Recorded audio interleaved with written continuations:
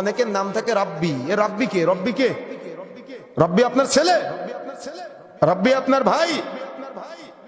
রব্বি মানে হে আমার রব, হে আমার প্রভু। তাহলে আপনার ছেলে আপনার প্রভু, তাহলে কি বলতে হবে? গোলাম রাব্বি, রবের গোলাম। গোলাম রাসূল আবার রাখা যাবে না। কথা বুঝতে পারেন নাই? গোলাম নবী নাম রাখে না অনেকে, গোলাম নবী নাম রাখা যাবে না, গোলাম রাসূল রাখা যাবে না। যাদের নাম গোলাম রাব্বি এটা ঠিক আছে, কিন্তু গোলাম কেউ রাসূলের হতে পারে না। রাসূলের গোলাম এটা বলা যাবে না। গোলাম অর্থাৎ নবীর গোলাম যাদের নাম আছে, নাম পরিবর্তন করতে হবে। বলতে হবে কি? গোলাম রাব্বি, এ রবের গোলাম, এ নবীর গোলাম না। কথা বুঝতে পেরেছেন? বলতে হবে আব্দুর রহমান, রহমানের বান্দা। বলতে হবে আব্দুর রহিম, রহিমের বান্দা। বলতে হবে আব্দুল হাকিম, হাকিমের বান্দা। বলতে হবে আব্দুল মান্নান, অর্থাৎ মান্নানের বান্দা। এই বিষয়গুলো কিন্তু অনেক জটিল। যদি আপনি বুঝতে পারেন তাহলে সহজ, আর যদি না বুঝেন তাহলে কিন্তু সমস্যা হয়ে